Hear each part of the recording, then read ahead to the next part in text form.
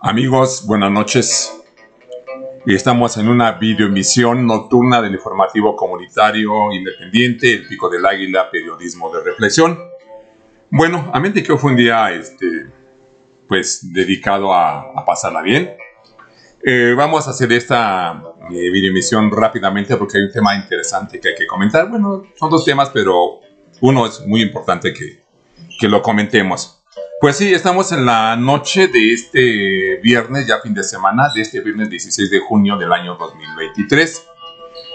Y pues bueno, vamos a hacer esta narración rápida de algo que me parece que es sumamente interesante. Y bueno, yo creo que aquí la situación es hacer este análisis comunitario, este análisis a pie de tierra, un análisis que se hace más o menos en un nivel de ciudadano medio, del ciudadano medio, el ciudadano promedio.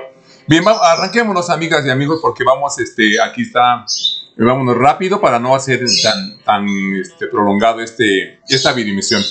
Bueno, vamos a comentar la nota del registro. Finalmente, hoy viernes se llevó a cabo el registro de los 5 aspirantes a la candidatura de la coalición Juntos Hacemos Historia, conformada por Morena, el PT y el Verde. Ya se había registrado Marcelo Ebrard, como recordarán, y nada más faltaban los personajes del Partido Verde Ecologista de México, que hoy lo hizo Manuel Velasco. También lo hizo Adán Augusto López, de Morena, Ricardo Monreal, morenista también, Gerardo Fernández Noroña, integrante del Partido del Trabajo, y Claudia Sheinbaum, que tendrá escasamente una hora con 15 minutos, 20 minutos, que llevó a cabo su registro para, como candidata, la sexta aspirante. Y pues bueno, Marcelo Ebrard, como ustedes saben, y ya lo dije, creo que el miércoles él se registró, dado que el lunes pasado él había ya renunciado a la Secretaría de Relaciones Exteriores. Claudia Sheinbaum hizo lo propio a la jefatura de gobierno de la Ciudad de México. Manuel Velasco al Senado de la República. Noroña lo hizo a la Diputación. ¿Y quién me falta de los que Adán Augusto ya dije? Ricardo Monreal, que también ya hizo su renuncia. Bien, hoy viernes 16 están completas las renuncias de los aspirantes a llevar la candidatura presidencial de la coalición Juntos Hacemos Historia para el año 2024. Amigos, pues vamos a hacer un breve análisis sobre estos, un perfil, como dije, visto a nivel de tierra, de estos 6 precandidatos, mencionando antes que creo que de manera acertada el Consejo Nacional de Morena ya no aceptó la autopropuesta de Jelko Polemski, que quería hacer pues la quinta corcholata, como les dicen, de Morena. Quería también registrarse para participar en el proceso interno de esta coalición Juntos Hacemos Historia, para ser la candidata presidencial de esta agrupación, con miras a la presidencia en 2024. No se aceptó, y creo que fue una decisión acertada e inteligente del Consejo Nacional de Morena. Pues muy bien. Antes de eso quisiera mencionarles que también el día de hoy Martí Batres Guadarrama, hasta ayer el secretario de gobierno de la Ciudad de México, hoy tomó posesión ya como el nuevo jefe de gobierno de la Ciudad de México, cargo que dejó pues Claudia Sheinbaum Pardo. Y creo que ayer hice una videoemisión especial para analizar las razones de Claudia y también las razones de Martí Batres para aceptar esta nominación. Pero bueno, hoy toma posesión en el Congreso de la Ciudad. Votaron 64 diputados de los 66 a favor. De los dos restantes no se dio información, al menos yo no la leí. Sí se abstuvieron, sí votaron en contra, que no creo porque ya se hubiera dicho, o bien faltaron a la sesión de toma de posesión de Martí Batres. Pues suerte para Martí Batres, sobre todo por el bien de la ciudad. Y ojalá, como dije en la videoemisión de ayer, ojalá Martí aplique algo de lo que dijo hace 6 años como precandidato a la jefatura de gobierno en 2018. Tenía un proyecto no solo ambicioso, sino coherente y muy atractivo. Ojalá Martí le dé tiempo en estos 12, 13 meses, no, 14 o 15 meses que le restan a este gobierno citadino. Bien, vámonos amigos con el análisis del perfil de los precandidatos de la coalición Juntos Hacemos Historia. Dicen que el día de hoy el primero que acudió a registrarse, el día de hoy, fue Manuel Velasco del Partido Verde Ecologista de México. Déjeme decirle que a este personaje se le percibe, a Manuel Velasco, este precandidato del Verde, como dijimos, no se le percibe, fue un faltista en las sesiones del Senado del cual él formaba parte. Y se dijo que incluso tuvo una inasistencia a las sesiones senatoriales del 67%.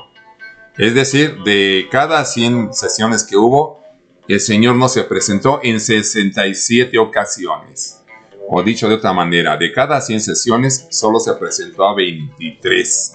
Esto nos da una imagen del señor como una persona indolente o falto de profesionalismo para cumplir por lo que había sido electo o nominado como plurinominal. Ahorita no tengo el dato, no recuerdo si llegó por votaciones o por lista de partidos, pero en todo caso fue una falta de profesionalismo e incumplimiento para lo que fue electo como senador de la República.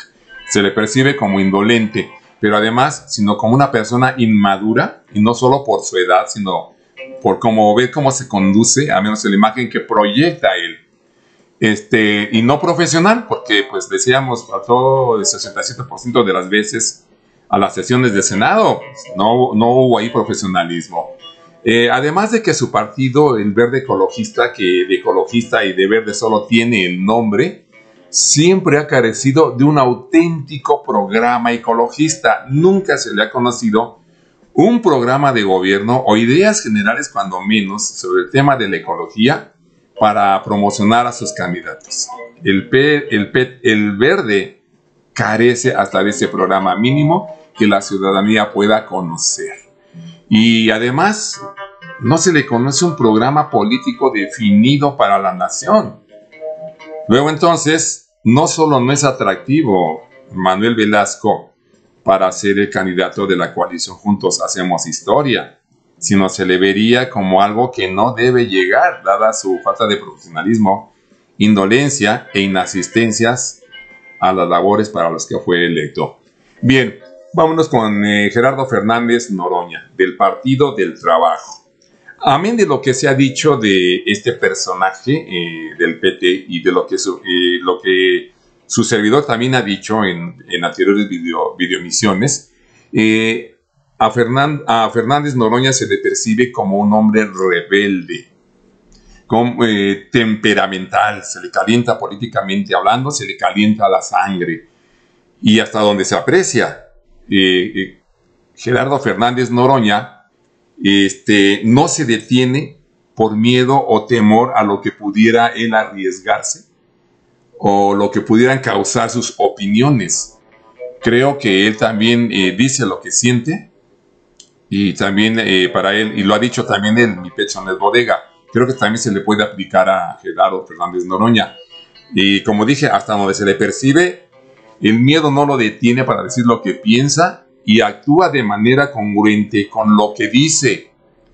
Se le percibe como un hombre inteligente, valiente y un hombre verdaderamente de izquierda y con convicciones firmes en sus ideas políticas. Una opinión personal es que él tendría cierta garantía de seguir las políticas de Andrés Manuel López Obrador, aunque al estilo de Noroña. O sea, yo creo y lo percibo como que sí aplicaría no solo el programa de la Cuarta Transformación. Siento que Fernández Noroña profundizaría las ideas políticas, el programa de la Cuarta Transformación y el apoyo a la ciudadanía, en especial a los que menos tienen.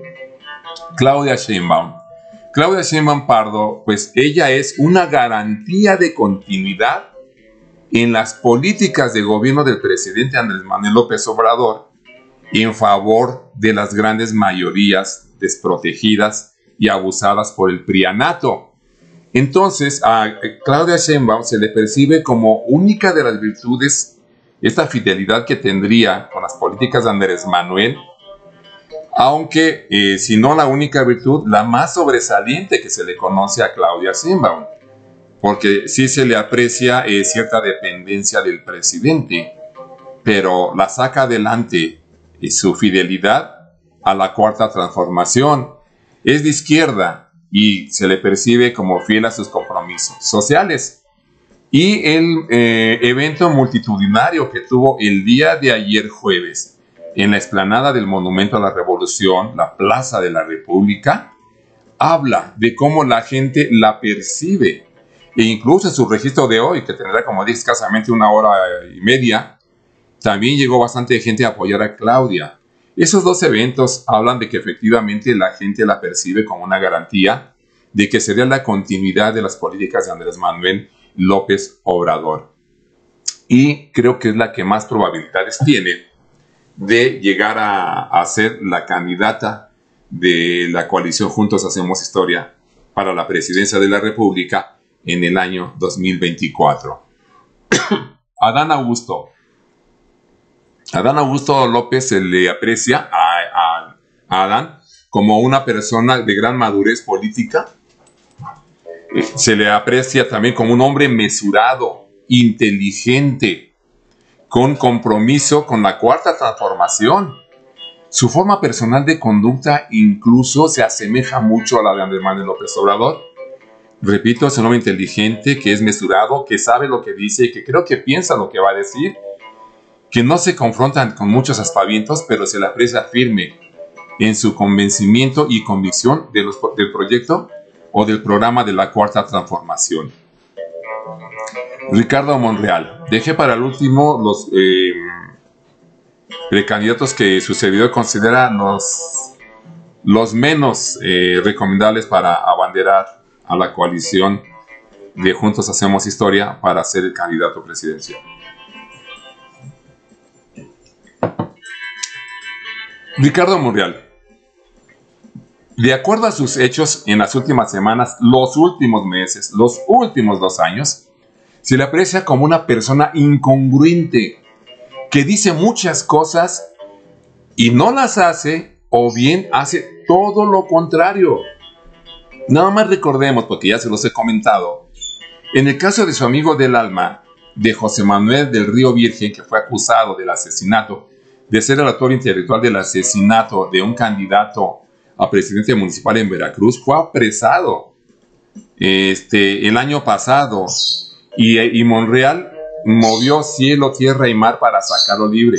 Luchó hasta que lo sacó.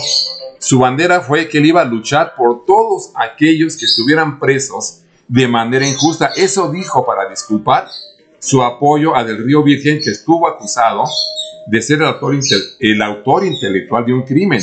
Después de que sale libre de Río Virgen, Ricardo Monreal se olvidó de su cruzada a favor de los que están presos de manera injusta. Es un incongruente. Pero no solo eso.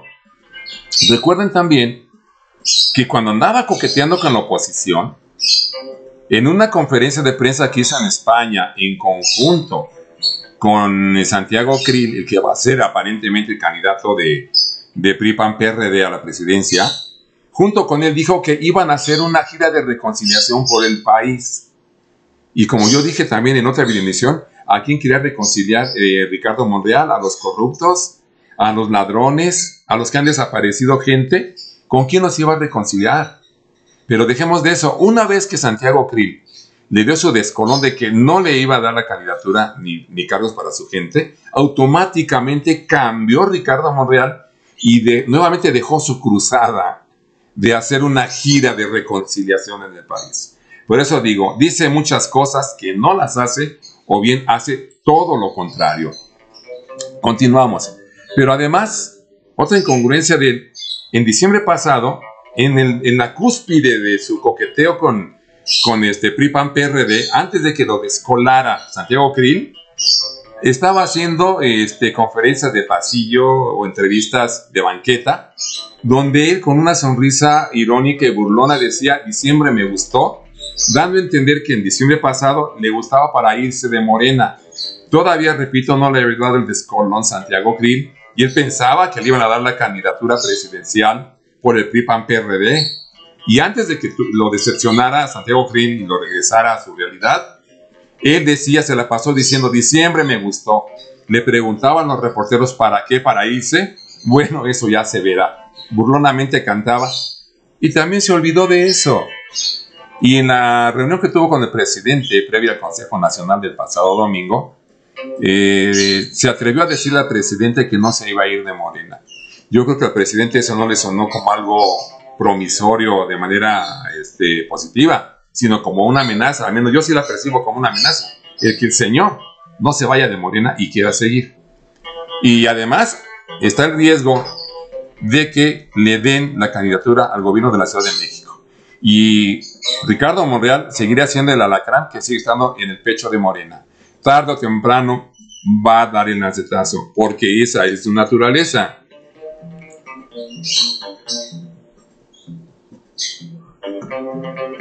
Bien. Pero además, a Ricardo Monreal se le percibe como una persona sin convicciones reales políticamente hablando. No se le percibe como un agente de izquierda. Nada más déjeme decirle que también se le aprecia como un oportunista en la 4T, porque su forma política de ser es la clásica política caciquil. Nada más recordemos que su familia está bien posicionada.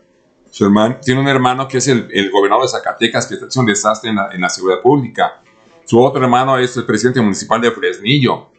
Y tiene sobrinas y otros hermanos colocados en el gobierno federal. Ricardo Monreal y su familia han medrado con los recursos públicos a través de los cargos públicos. Entonces, esa forma de actuar de Ricardo Monreal lo hace verse como una persona con los viejos vicios del PRI, vicios caciquiles, y no solo eso, sino también muy proclive a la corrupción. Y nada más, también déjenme recordarles que los métodos fraudulentos del PRI, los métodos tramposos, los puso en práctica en 2021, cuando llegó a un acuerdo, aunque no lo acepta, con la oposición PRI-PAN-PRD, y apoyó a Sandra Cuevas para alcaldesa de Cuauhtémoc, lo que finalmente logró, y por ahí estuvo boicoteando los trabajos o la campaña política y el trabajo político, sobre todo de Claudia Sheinbaum, que la llevó a perder a Morena la mitad de las alcaldías. Esto fue obra de los métodos priistas de Ricardo Monreal. Esto nunca debe de olvidarse.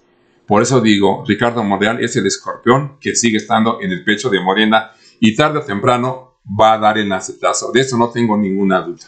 Ojalá me equivocara, pero yo siento que no. Y ojalá no le vayan a dar la candidatura al gobierno de la Ciudad de México, porque es una amenaza latente. Es una espada de Damocles que se cierne sobre el cuello de Morena. Pero bueno, además, otra cosa decía yo que es proclive a la corrupción. Nada más recordemos que él escribió unos libros, o un libro en concreto, y lo vendió al Senado, siendo él el coordinador de los senadores de Morena, siendo él el presidente de la Junta, la JUCOPO, la Junta de Coordinación Política, siendo él el presidente de la JUCOPO y coordinador de senadores de Morena, y estar al frente del Senado, un libro se lo vendió al Senado a sobreprecio, y por ahí hubieron 2 millones de pesos que él, en contubernio con la editorial, se habían embolsado y los tuvo que regresar cuando este suceso, cuando esta corrupción, lo sacó a la luz el diario digital. Sin embargo, con una reportera valiente que no recuerdo su nombre, disculpen ustedes, y tuvo que regresar los 2 millones. Y para esto, Ricardo Monreal, aunque lo niegue, para conseguir que el Senado avalara la autocompra de su libro, tuvo que falsificar la firma de 2 senadores de Morena, que lamentablemente no se siguió el curso de la investigación jurídico-penal. Ricardo Monreal es un corrupto. Estoy hablando de hechos, no de percepciones. Entonces, por esto Ricardo Monreal sería el más nefasto y el más peligroso para llegar a una candidatura, ya no solo la presidencial, sino de la Ciudad de México. Qué lástima que no hayan tocado las golondrinas en meses pasados, cuando debió haberse hecho. Pero bueno,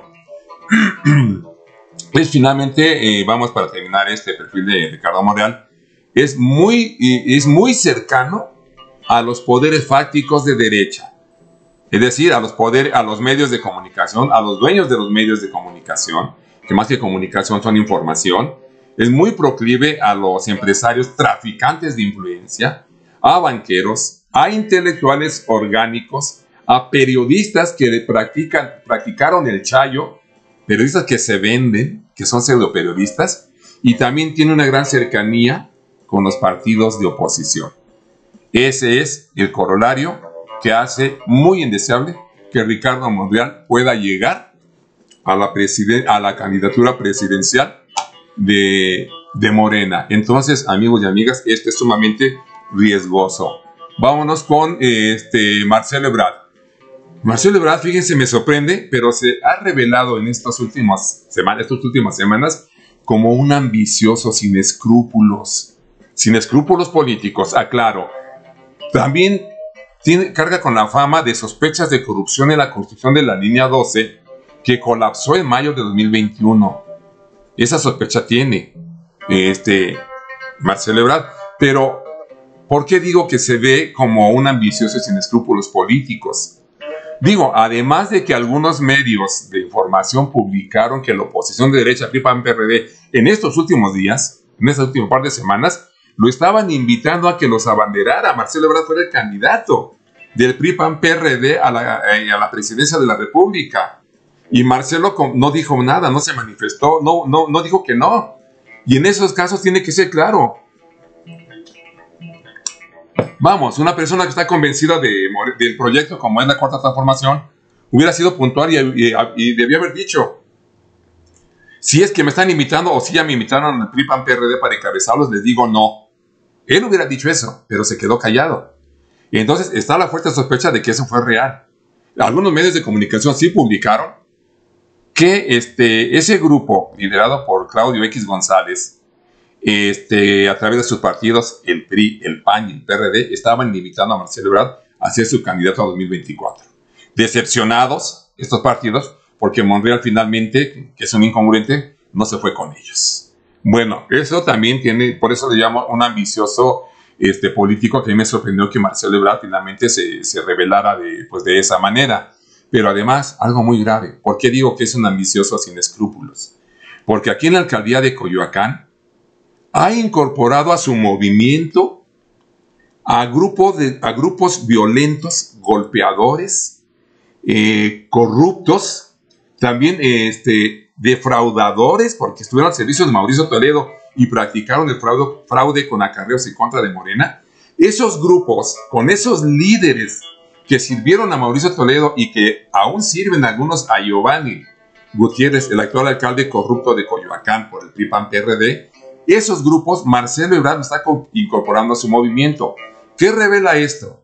Que Marcelo Ebrard es un ambicioso que no le importa con qué tipo de gente llega a la candidatura presidencial, que no tiene escrúpulos para decir de estos que han golpeado, que han robado, que son clientelares, que son defraudadores, que manipulan a la gente, que son programeros, vénganse a mi grupo. Eso lo revela como un ambicioso sin escrúpulos. Esos grupos clientelares son un riesgo verdaderamente para Coyoacán, que quién sabe cómo se pongan las votaciones para el próximo año, que se va a renovar también la alcaldía y las demás alcaldías. Pues bueno, amigos y amigas del informativo El Pico del Águila, esto fue un perfil sobre las personas que son aspirantes a suceder al presidente Andrés Manuel López Obrador como presidente de la República en las votaciones dentro de un año exactamente, en junio de 2024, que se habrán de llevar a cabo. Esto ojalá nos sirva un poquito para que la gente piense bien, analice esto que estoy comentando, que tome su propia decisión y tenga sus propias ideas, pero que vea las percepciones que se tienen sobre estos personajes. Pues amigos y amigas, me dio mucho gusto, amigas y amigos, me dio mucho gusto estar con ustedes en esta videoemisión nocturna. Que tengan ustedes una buena noche y un excelente fin de semana. No se excedan y coman frutas y verduras. Buenas noches.